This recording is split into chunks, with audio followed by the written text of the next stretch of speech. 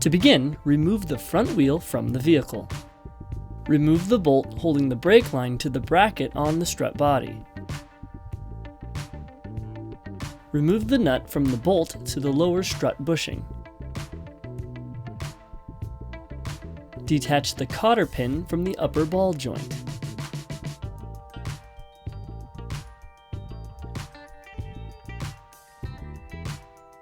Loosen the nut from the ball joint and bring it flush with the bottom of the threading.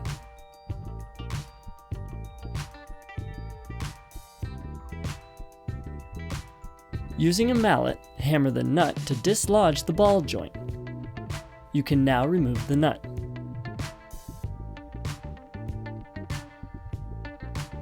Under the hood, remove the 3 nuts holding the top mount to the strut tower. You can now remove the bolt going through the lower strut bushing and control arm. Pull down on the control arm and remove the strut from the wheel well.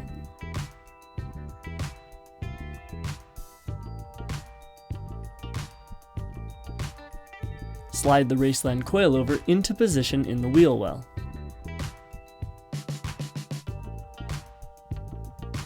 Align the 3 top mount studs to their position on the strut tower and secure it with the supplied nuts.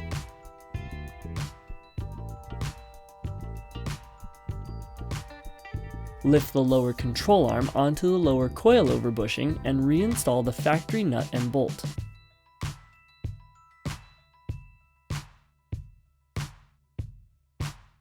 Position the upper ball joint in place and reinstall the factory nut and cotter pin.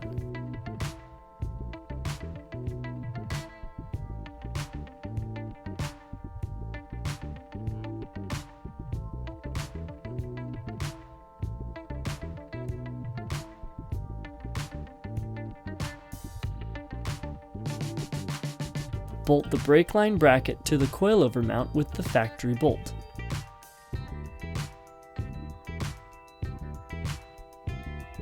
You can now install the wheel as the installation for this corner is complete.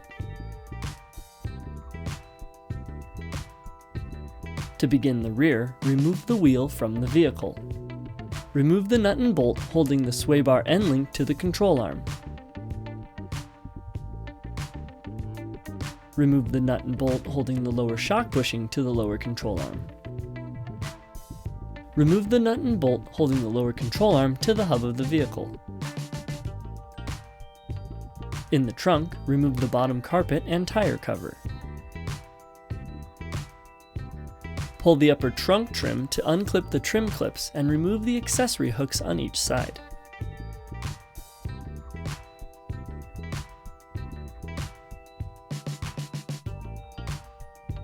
Unclip the trunk lighting wire and you can now pull the top carpet trim from the trunk.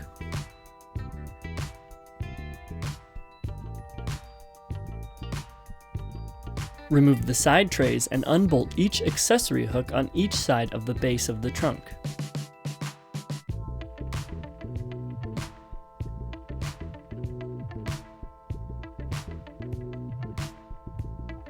Unbolt each accessory hook located at the backside of the trunk.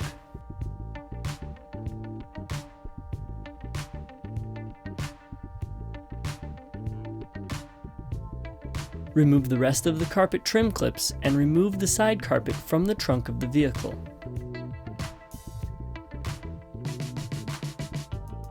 You will now have access to the rear upper strut mounts. Remove the 3 nuts holding the strut to the strut tower. In the wheel well, remove the bolts holding the fender liner to the wheel well around the strut mount. You can now pull the fender liner back enough to access the remaining 2 bolts to remove from the top mount.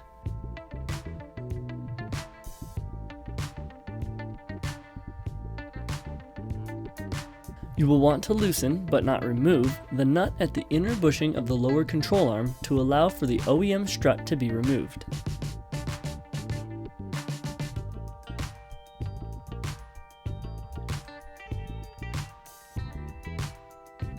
Pull down on the lower control arm and remove the strut from the vehicle. Slide the Raceland coilover into position in the strut tower by aligning the 3 top mount studs. Secure the top mount to the strut tower with the supplied nuts. Place the side trunk carpet back into position and secure it with the removed trim clips. Reinstall the accessory clips at the back and base of the trunk.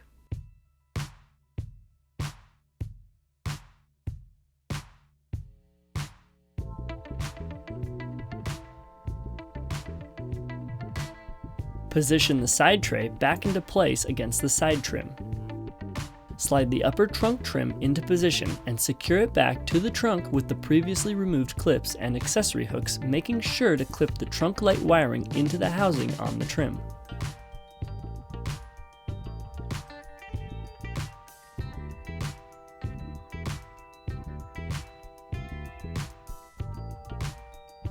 Place the lower carpet into the trunk and into position. Reinstall the nuts around the strut tower that hold the fender liner in place in the wheel well.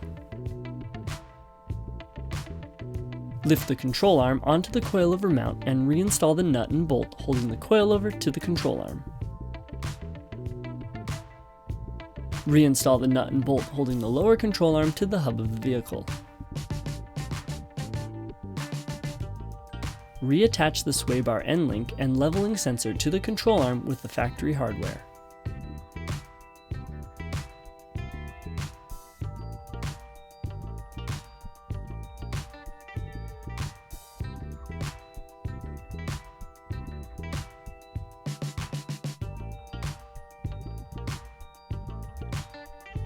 Retighten the nut at the inner bushing of the lower control arm. Reinstall the rear wheel as the installation for this corner is complete.